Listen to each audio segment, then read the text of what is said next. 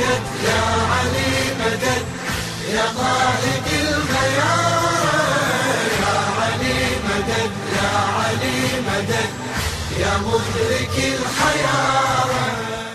اعوذ باللہ من الشیطان اللعین الرجیم. بسم اللہ الرحمن الرحیم.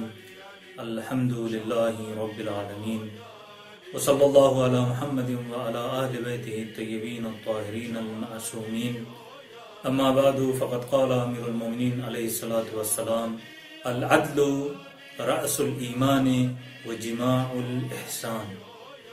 ناظرین کرام، السلام علیکم ورحمۃ اللہ وبرکاتہ.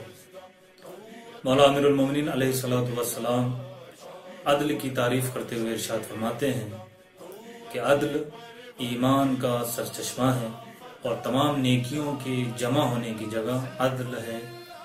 مولا نے احادیث کے اعتبار سے عدالت کے بارے میں اور بھی دیگر مقامات پر فرمایا ہے.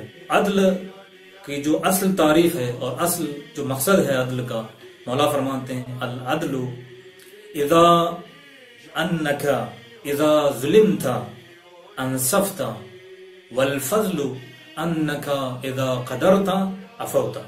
بہترین تعریف مولا کائنات نے عدل کی یہاں پر ارشاد فرمائی ہے. مولا فرماتے ہیں کہ عدل کیا ہے؟ عدل یہ ہے کہ جب مظلوم ظالم سے بدلہ لے، قصاص لے، عدل کا تقاضا یہ ہے کہ وہ بدلہ لینے میں انصاف کی رعایت کرے. فضیلت پھر کیا ہے؟ کہتے ہیں کہ فضیلت اس بات میں ہے کہ جب مظلوم ظالم کے اوپر قادر ہو جائے اور غالب ہو جائے تو فضیلت یہ ہے کہ وہ بدلہ نہ لے بلکہ اسے معاف کر دے اور درگزر کر دے. ایک مسیحی رائٹر جس کا نام جارج جرداق ہے، اس نے آپ کی عدالت کو دیکھ کر، آپ کی مساوات کو دیکھ کر، آپ کے عمل و کردار کو دیکھ کر، مسیحی ہونے کے باوجود آپ کی تعریف میں اور آپ کی فضیلت میں ایک کتاب لکھی کہ جس کا نام اس نے رکھا الامام علی صوت عدالت الانسانیہ.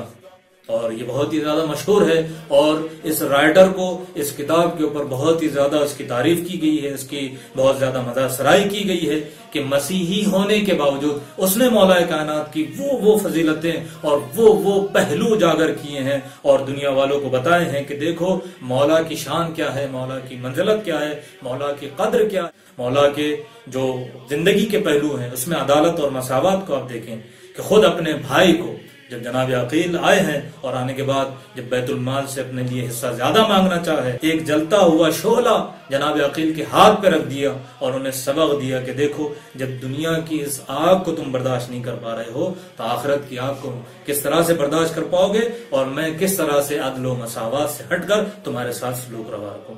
ناظرین اکرام، ایک بس چھوٹا سا واقعہ کہ ایک مرتبہ مولا نے اپنے چند افراد کو حکم دیا کہ جاؤ جا کر بیت المال کے مال کو مسلمانوں میں تقسیم کرو، لیکن یاد رکھنا کہ اس تقسیم میں عادلانہ رویہ ہو، کسی کو کسی کے اوپر ترجیح نہ دی جائے بلکہ سب کو مساوات کے ساتھ بیت المال کا مال تقسیم کیا جائے. ان افراد نے مال کو حساب کیا، مسلمانوں کی تعداد کو شمار کیا اور مسلمانوں کی تعداد کے اعتبار سے جو مال تھا بیت المال کا ہر فرد کے اوپر 3 دینار کے اعتبار سے ہو رہا تھا. لہذا ان افراد نے مولا کے حکم کے مطابق اس مال کو تقسیم کیا. جب مال کی تقسیم بندی ہو گئی تو 2 افراد آئے ہیں اور مولا کی خدمت میں آ کر اعتراض کرنے لگے کہ یہ تقسیم کا طریقہ اچھا نہیں ہے، یہ روش ہمیں پسند نہیں آئی ہے. تو مولا نے ان سے سوال کیا کہ کیوں تمہیں یہ طریقہ پسند نہیں آیا، کیوں یہ روش تمہیں پسند نہیں آئی ہے؟ کیا تمہارے نزدیک رسول اللہ کی سنت زیادہ سزاوار ہے یا کسی دوسرے کی سنت سزاوار ہے؟ تو انہوں نے نظروں کو جھکا لیا اور کہتے ہیں کہ بے شک رسول اللہ کی سنت زیادہ سزاوار ہے.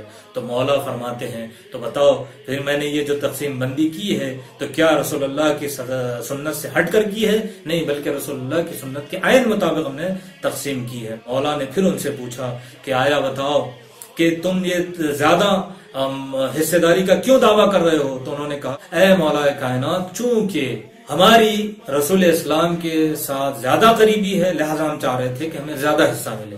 تو مولا کائنات نے ان سے سوال کیا کہ کیا رسول اللہ کی قریبی تم سے زیادہ ہے یا رسول اللہ سے میں قریب تر ہوں؟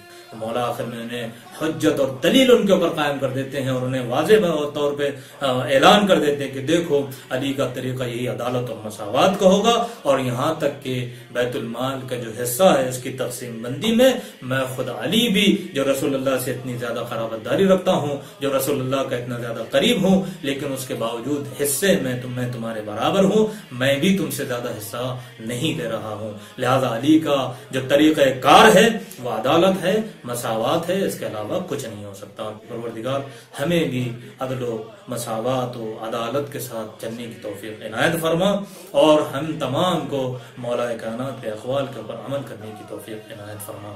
وآخر دعوانا ان الحمد للہ رب العالمین۔